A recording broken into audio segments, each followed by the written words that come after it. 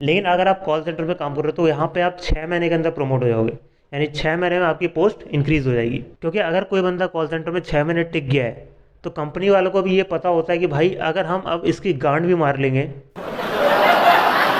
तो ये कुछ नहीं बोलेगा, क्योंकि भाई इसके अंदर की आत्मा मर चुकी है। अब सिर्फ शरीर शरीर रह गया है। इस बॉडी के साथ हम जो चाहें अब वो कर सकते हैं।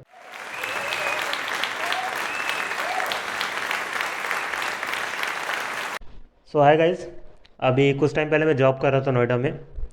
पता नहीं क्या होता है मेरे साथ कि मैं जॉब कर ही नहीं पाता।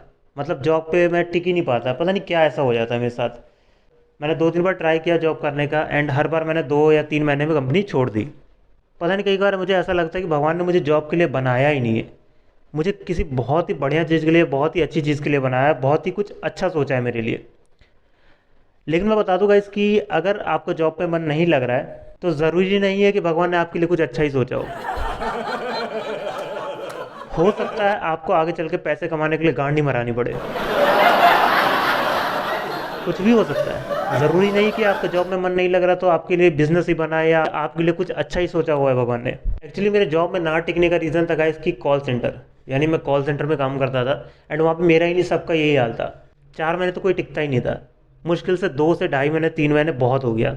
क्योंकि कॉल सेंटर में काम करने के बाद 2 से 3 महीने में गांड से खून आना शुरू हो जाता है। तो इसलिए मैंने भी कॉल सेंटर छोड़ दिया एंड मैंने जितने भी मेरे दोस्त वगैरह थे जो वहाँ पे बने थे, सब ने 2-3 महीने में कॉल सेंटर छोड़ दिया। अब कोई टिकता ही नहीं है, बहुत ही मुश्किल रेयर केस होता है जो कोई टिकता है, ठीक है। इसलिए आपने सुना भी होगी कॉल सेंटर में जो है हमेशा हायरिंग रहती है। तो मुझे ऐसा लगता है कि मेरा जो कॉल सेंटर है जहाँ मैं काम करता था, उसका मेनली मोटिव यही होता है कि भाई हमारे कॉल सेंटर में आओ और गांड से खून निकलवाओ। मुझे लगता कि इस टाइटल के अलावा और कोई टाइटल सूट करेगा। लेकिन मैं आप लोगों को बता दूं गाइस कि अदर्स कंपनी में जो नॉर्मल कंपनीज होती हैं कॉल सेंटर के अलावा, वहाँ पे आपको प्रमोट होने में 1 साल, 1.5 साल, 2 साल ऐसे लग जाते हैं, वो भी अच्छा काम करने के बाद, ठीक है। लेकिन अगर आप कॉल सेंटर में काम कर रहे हो तो यहाँ पे आप 6 महीने के अंदर प्रमोट हो जाओगे। यानी 6 महीने में आपकी पोस्ट इंक्रीज हो जाएगी। क्योंकि अगर कोई बंदा कॉल सेंटर में 6 महीने टिक गया है तो कंपनी वालों को भी ये पता होता है कि भाई अगर हम अब इसकी गांड भी मार लेंगे तो ये कुछ नहीं बोलेगा, क्योंकि भाई इसके अंदर की आत्मा मर चुकी है।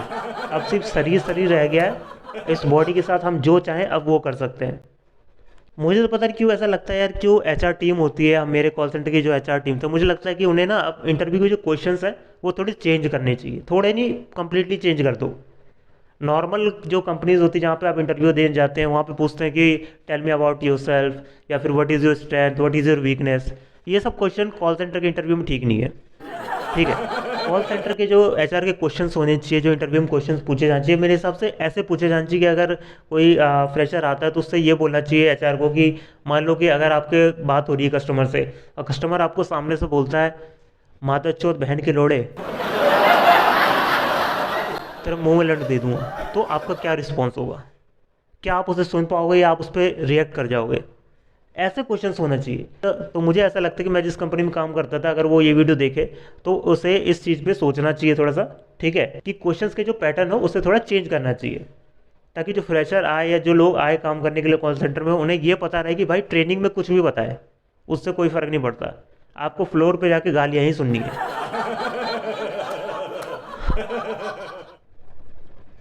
जितनी जल्दी ये फ्रेशर को एहसास हो जाए, ये उस बंदे को एहसास हो जाए कि हाँ मेरा काम यही है गाली सुनने का, उतना उसके लिए ईजी हो जाएगा काम करना, ठीक है। ये या फिर कहें तो प्रमोट होना उतना ईजी हो जाएगा, उतने कम टाइम में वो प्रमोट हो जाएगा। एंड आप लोगों ने सुना भी होगा कॉल सेंटर में जाने के लिए लोग बोलते हैं कि भाई आपकी एक्टिव लिसनिंग होनी चाहिए, ठीक है। मतलब आपको एक्टिवली सुनना है लोगों को। कभी आपने सुना है कि किसी कॉल सेंटर में ये बोला गया कि आपकी एक्टिव स्पीकिंग होनी चाहिए? सवाल ही नहीं भाई, एक्टिव स्पीकिंग का काम ही नहीं है हमें। हमें काम क्या है? एक्टिव लिसनिंग का। लिसनिंग करना है हमें खाली, और उसी के पैसे मिलते हैं हमें। तो गैस मेरा जो टीम लीडर था उसके बारे में थोड़ी सी तारीफ़ करना चाहूँगा मैं। बहुत ही मादरचोद इंसान था। एंड उसका उसका कुछ नहीं भाई, जिस दिन हमारा वीक ऑफ होता था उसके पास रोस्टर होता था, उसे पता चलता था कि भाई कल इस बंदे का वीक ऑफ है, ठीक है। 6 दिन हम लोग काम करते हैं, एक दिन हमें वीक ऑफ मिलता है, ठीक है। एंड वीक ऑफ से एक दिन पहले आया गांड मटकाते हुए, बोलता है मनीष भाई कल तेरा वीक ऑफ है। मैंने कहा हाँ भाई है तो सही। कह रहा है कल आ जियो भाई, कल ऑफिस में ज़्यादा काम है, कल छुट्टी मत करियो, भले ही तू अगले नेक्स्ट वीक 2 ऑफ ले ले, कोई दिक्कत नहीं है, ठीक है। एंड जब नेक्स्ट वीक ऑफ आता था तो नेक्स्ट वीक ऑफ वो फिर उससे एक दिन पहले आता था, कहता भाई कल आ जियो, बस कल ऑफिस में ज़्यादा काम है यार, कल छुट्टी मत करियो, उसके भले ही तो नेक्स्ट जो वीक ऑफ आएगा उसमें तो 2 ले लियो। तो ऐसे करते करते उसने आदत सीख ली थी, वो सभी के साथ ऐसा करता था। तो बस मुझे इन लोगों से ये जानना है कि भाई हम लोग ऑफिस वीक में 6 दिन आते, एक दिन हमारा वीक ऑफ रहता है, तो हम 6 दिन आके क्या गांड मराते हैं अपनी यहाँ? अगर सारा काम वीक ऑफ वाले दिन ही रहता है, उसी एक दिन सबसे ज़्यादा काम रहता है, तो हमें उसी एक दिन बुलाओ ना, अब बाकी 6 दिन छुट्टी दे दो, है ना? लेकिन ना, 6 दिन में काम भी करो और जिस दिन वीक ऑफ हो उस दिन भी आके काम करो। और लालच किस चीज़ का देते, तो भाई तू चल वीक ऑफ पे आके काम कर रहा है, तू इसका पैसे ज़्यादा ले लियो, ठीक है, ओवर टाइम मिल जाएगा, तुझे एक्स्ट्रा मिल जाएगा इसका। और जब हमारी सैलरी आती थी तो उसमें उस एक दिन का काउंट ही नहीं होता था, उनमें सैलरी ही नहीं मिलती थी हमें। कहता था तेरा तूने काम कर लिया, अब तेरा एक पेड हो गया, मतलब तुझे कभी छुट्टी वुट्टी चाहिए होगी तो तुझे छुट्टी मिल जाएगी, तेरे पैसे नहीं कटेंगे। तो इस तरीके से मेरा जो टीम लीडर था, वो बहन का लोड़ा, वो ऐसा काम करवाता था मुझसे। तो तो मैंने एक दिन इससे छुट्टी मांग ली कि भाई मुझे काम है तो मुझे छुट्टी दे दो। एक्चुअली मुझे ड्राइविंग लाइसेंस बनवाने जाना था, तो मैंने उसको बोला कि भाई छुट्टी दे दे एक दिन की, क्योंकि मेरा कल की डेट है, लाइसेंस बनवाने जाना है, टेस्ट देने जाना है। तो इसने ऐसा अपना मुंह बना लिया जैसे कि इसे टट्टी आ रही हो भाई। मतलब इनका ये हिसाब किताब रहता। मैं अगर अगर उससे दूसरी बार बोल देता ना भाई कि मुझे छुट्टी चाहिए ही चाहिए, तो मुझे लग रहा है वो पैंट में ही हक देता। सही कह रहा हूँ भाई, उसका ऐसा मुंह हो गया था जैसे कि पता नहीं क्या ही बोल दिया मैंने उससे। इनका ऐसा रहता ना ऑफिस में कि भाई तू मुझसे किडनी मांग ले मैं तुझे दे दूंगा, छुट्टी मत ले, तू मेरी गांड मार ले मैं दे दूंगा, छुट्टी मत ले। लेकिन मैं बता दूंगा, यहाँ पे गलती टीएल की भी नहीं होती है, ठीक है, टीम लीडर की कोई गलती नहीं होती मेरे हिसाब से।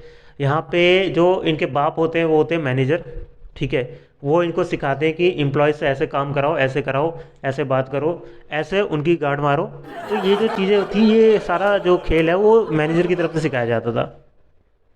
बाकी मैनेजर एक कोने में जाके शरीफ बन के बैठ जाता था कि भाई मैंने तो कुछ किया ही नहीं, टीम लीडर को बोलो छुट्टी चाहिए, टीम लीडर को बोलो, वो मेल करेगा, फिर अप्रूव्ड होगा। टीम लीडर ने मेल कर दिया है छुट्टी आज चाहिए, बहन जो मेल अप्रूव्ड हो रहा है 5 दिन बाद। जब एचआर में हम लोग, तो जब इंटरव्यू देते हैं हम लोग कॉल सेंटर में जाके, तो हमें एचआर की तरफ से बहुत सारी फॉर्मेलिटीज़ कराई जाती है और बहुत सारी चीज़ें बताई जाती है कि आपको एसएल मिलेगा, सिक लीव मिलेगा, जब आप बीमार हो जाओगे तो उसकी लीव मिलेगी, पीएल मिलेगा, प्लान लीव मिलेगी, आपको छुट्टी चाहिए होगी, आपको प्लान हो, कोई मैरिज हो, कहीं जाना हो या आपके पूजा हो, तो उसके लिए आपको छुट्टी मिल जाएगी। तो ये सारी चीज़ें बकचोदी जो है वो, लेकिन मैं बता दूंगा ये जितनी भी बकचोदियाँ वो लोग करते हैं वो सिर्फ उसी एचआर कैबिन तक रहता है। जिस दिन आप फ्लोर पे आ गए उस दिन ना आपको सिक लीव मिलती है, उस दिन आपको कोई प्लान लीव मिलती है, बल्कि जो नॉर्मली वीक ऑफ मिलता है उसमें भी आपको आना पड़ता है। बस एचआर का काम होता है कि आपको सेलेक्ट करना है, ठीक है, और आपको फ्लोर पे पहुंचाना। उसके बाद आपके साथ क्या होगा उसका वो जिम्मा उसके पास नहीं है। एचआर को कंप्लेन करने जाओ तो बोलते ठीक है हम बात करते हैं इस बारे में। एंड वो बात करते करते भाई 2-3 महीने बीत जाते हैं, कोई सॉल्यूशन नहीं। दोबारा जाओगे एचआर के पास, मैंने पहचाना नहीं आपको।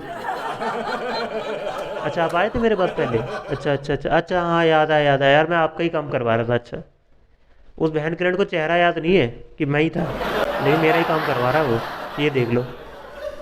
मतलब भाई इतनी गंदी तरीके से चूतियाँ काटते हैं भाई, मेरे कॉल सेंटर में बहुत ही गंदी तरीके से चूतियाँ काटा है। तो एक दिन ऐसे ही मेरी तबीयत ख़राब हो गई एंड मैंने घर बैठा था, तो टीएल से बोला, टीएल को मैसेज किया मैंने कि भाई मैं नहीं आ पाऊँगा, मैं थोड़ा बीमार हूँ और वीकनेस फील हो रहा है। पहले उसने बहुत ही प्यार से बात किया जो नॉर्मली इनका होता है। इसने बोला मैसेज में कि मनीष आप ऐसे छुट्टी नहीं कर सकते, आप जैसे एम्प्लॉयज़ की कंपनी में ज़रूरत है।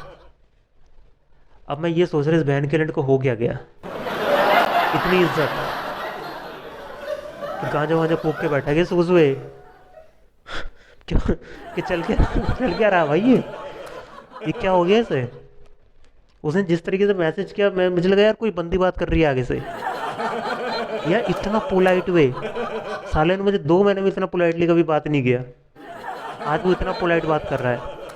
तो कहीं ना कहीं मेरे दिमाग में था कि भाई ये बकचोदी कर रहा है। मुझे पता है कि ये वही, जैसे एचआर ने मुझे एक बार बोला था कि आपको पीएल मिलेगा, एसएल मिलेगा, ऐसा कुछ मिला नहीं, तो वैसे ये भी काट रहा है मेरा। मुझे पता कंपनी बुला लेगा और बाद में बोलेगा फुल टाइम कर लो। तो काफ़ी देर तक उसने प्यार भरी बातें की मेरे साथ, लेकिन मैं नहीं माना। तो वो आ गया फिर अपनी असली औकात पर, फिर वो आ गया अपने रंग में। उसने बता दिया कि हाँ मैं वही बहन का लड़ा हूँ जिससे तू रोज़ कंपनी में मिलता है, तो लड़की नहीं हूँ। ठीक है।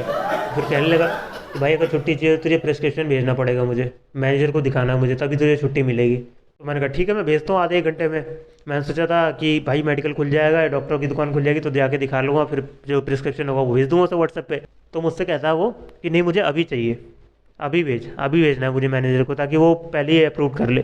तो हम भी उसके बाप थे, सरकारी स्कूल से पढ़े हुए हैं, सारे तरीके यूज़ किए हुए हैं कि अगर स्कूल में छुट्टी चाहिए तो भाई क्या बहाना मारना है, कहाँ से मेडिकल बनवाना है। सब चीज़ें पता थी हमें। तो मेरे पास 1 साल पुरानी प्रिस्क्रिप्शन रखी थी डॉक्टर की, तो मैंने उसमें डेट चेंज कर दिया और व्हाट्सअप कर दिया, मैंने कहा ले देख ले, भोसड़ी का हमसे होशियारी करेगा। तो मैंने प्रिस्क्रिप्शन भेज दिया और मुझे, मैंने सोचा था एक दिन छुट्टी कर लूँगा, चल एक दिन बहाना ले तो छुट्टी का हो जाएगी एक दिन। लेकिन साल ने जिस तरीके से अकड़ के बात की, मैंने कहा अब 2 दिन करूँगा, उखाड़ ले जो उखाड़ सकता। अब तो मेडिकल दे दिया मैंने, अब प्रिस्क्रिप्शन दे दिया, अब तो 2 दिन छुट्टी करूँगा मैं। तो भाई मेरी तरफ से लास्ट में सिर्फ यही बोलना चाहूँगा भाई, सलाम है उन लोगों को जो कॉल सेंटर में कर रहे हैं काम। भाई मेरे हिसाब से तो कोई खुश होकर तो मुश्किल ही कर रहा होगा कॉल सेंटर में काम, मजबूरियाँ ही होंगी जो कॉल सेंटर में जाके काम कर रहा है कोई, इसी मजबूरी का कंपनी फ़ायदा उठाती है और उनसे काम करवाती है। So that's my time guys, thank you very much.